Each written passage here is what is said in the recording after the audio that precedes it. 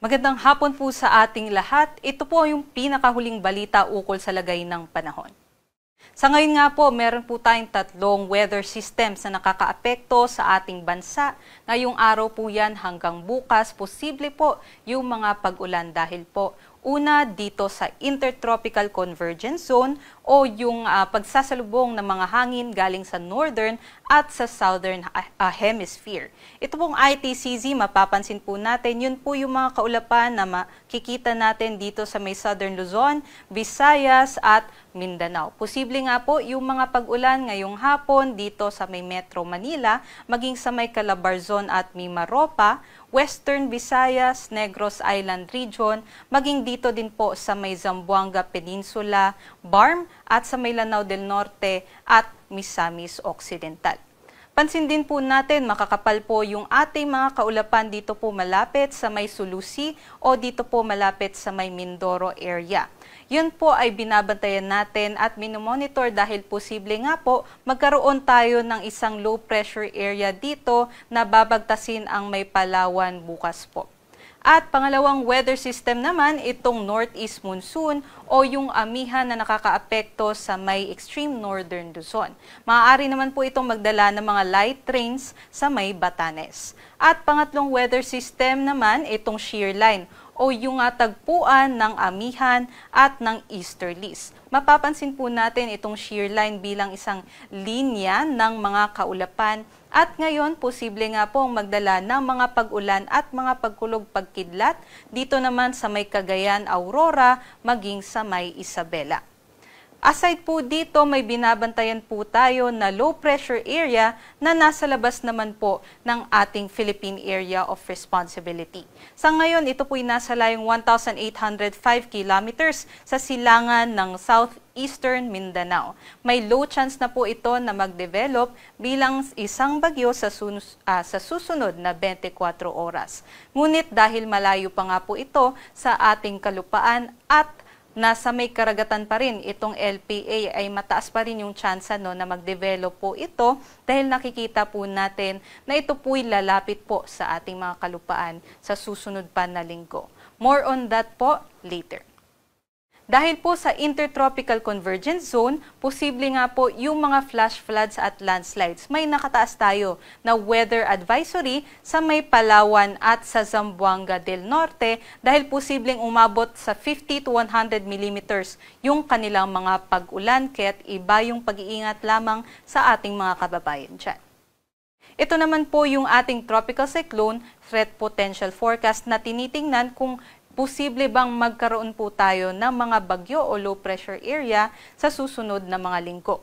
Unahin po muna natin ngayong Miyerkules hanggang sa susunod na Martes. Nakikita nga natin na posible pong may mabuo na isang low pressure area na mag-north westward patungo po sa may Palawan, palabas ng ating Philippine Area of Responsibility. At ito nga po yung mga kaulapan sa may Palawan at Mindoro area na ngayon ay ating minomonitor. Pangalawa nga po, itong ating LPA na nasa labas pa ng ating PAR, sa ngayon nakikita nga po natin habang binabaybay niya po ang Philippine Sea ay maaari pa po itong mag-develop. Nakikita natin pagsapit po ng Sunday ay papasok na po ito ng ating Philippine Area of Responsibility at posibleng maging bagyo. Sa ating nakikita ngayon, posible po ito maging typhoon at hindi natin nire-rule out yung posibilidad na ito yung maging super typhoon bago po ito mag-landfall. Sa ngayon nakikita natin dito po sa may Eastern Visayas area.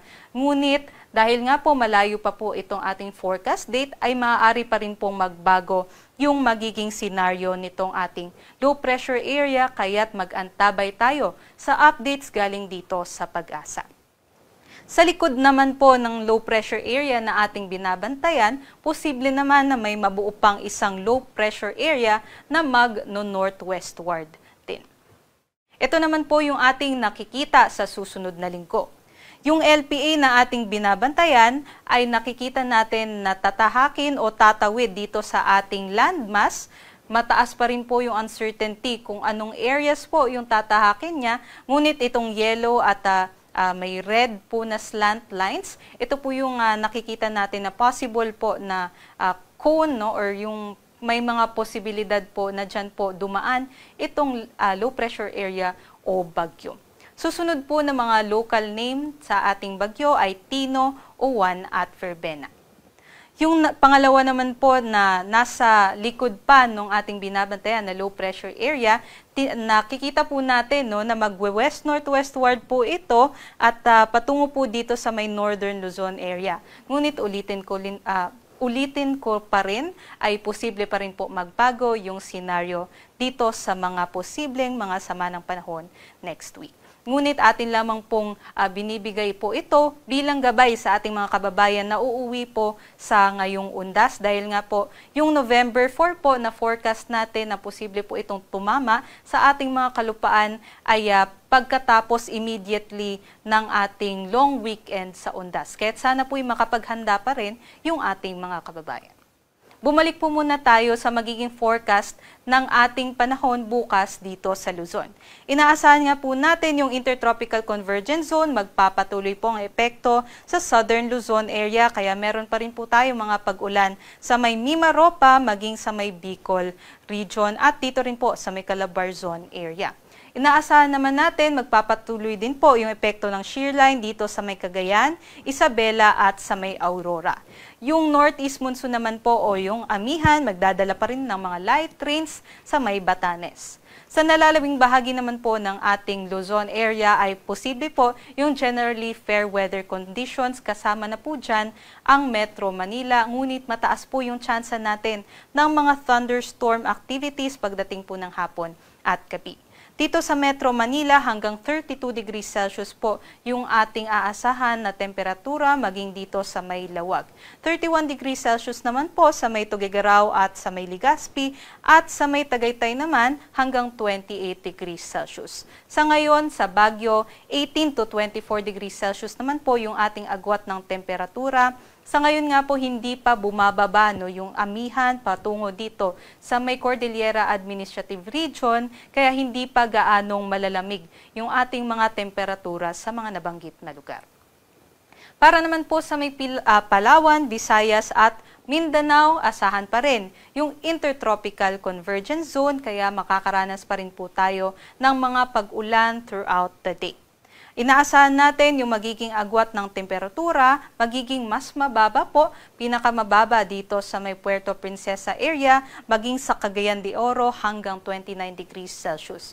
30 degrees Celsius naman sa may Kalayaan Islands, Iloilo, Cebu at sa may Tacloban at hanggang 31 degrees Celsius naman sa may Zamboanga at sa Davao. Sa ating sea conditions, wala po tayong nakataas na gale warning sa anumang baybaying dagat ng ating bansa. Pinag-iingat lamang po natin yung ating mga kababayan na nandito po sa may extreme northern Luzon dahil posible po yung katamtaman hanggang sa mga maalon na karagatan hanggang 2.8 meters po yung ating mga pag-alon na posible pa rin po or risky pa rin po ito sa mga maliliit na sasakyang pandagat. At para sa 3-day weather outlook natin para sa long weekend o sa undas dito sa Luzon, aasahan natin yung Intertropical Convergence Zone, may epekto pa rin sa Southern Luzon at meron din pong epekto ang shear line o northeast monsoon sa may Northern Luzon area. Kaya't aasahan natin na dun po sa mga nabanggit na lugar ay meron po tayong maulan na undas. Unahin ko po muna yung Intertropical Convergence Zone na maaaring makaapekto pa rin sa may Bicol Region, Calabarzon at Mimaropa. Sa Metro Manila naman, posible pa rin po yung mostly cloudy skies hanggang sa Sabado, ngunit inaasahan naman natin para dun po sa mga nabanggit na lugar ay mas mag-i-improve po yung ating weather conditions by Sunday. Ngunit para naman po sa ating mga kababayan na nasa Northern Luzon area, kabilang po ang Cordillera Administrative Region, asahan nga po natin yung epekto ng Amihan at nung shear line. Doon po sa may Cagayan, Aurora at Isabela, posible po na magkaroon po tayo ng malawakang mga pag-ulan dahil po dun sa weather systems na yon. Hanggang from Saturday hanggang sa Sunday po yon. Ngunit sa may Cordillera Administrative Region, asahan naman po natin magsisimula pa lamang yung epekto ng dalawang weather system pagsapit naman ng Linggo hanggang sa Monday. Sa Visayas naman, meron pa rin pong epekto yung Intertropical Convergence Zone hanggang sa Sabado, at para naman sa Western Visayas ay mag-e-extend pa rin po yung epekto ng ITCZ hanggang sa Linggo. Ngunit inaasahan din po natin generally fair weather conditions naman po sa natitirang mga lugar at dun po sa mga natitira din po mga dates. Ngunit mataas pa rin po yung mga tsansa ng mga afternoon rain showers, magdala pa rin po yung ating mga kababayan ng mga panangga sa ulan. Sa Mindanao naman, mas magiging fair weather naman po yung ating aasahan dito. Ngunit sa may Zamboanga City, pati na rin po sa may BARM, inaasahan pa rin po natin may epekto pa rin po yung Intertropical Convergence Zone hanggang sa Sabado. Ngunit other days po from Sunday hanggang sa Monday, inaasahan natin mag-i-improve na po yung ating weather conditions. Para sa Kalakhang, Maynila, ang araw po ay lulubog mamayang 5:28 p.m. at sisikat naman bukas ng 5:51 a.m. Ito naman po yung ating high tide and low tide para sa Manila Bay. At yan naman po ang latest mula dito sa Pag-asa Weather Forecasting Center. Inuulit ko po, mag-antabay po tayo sa updates galing dito sa Pag-asa at i-follow po yung ating mga social media pages. Yun lamang po, ito po si Lian Loreto. Magandang hapon.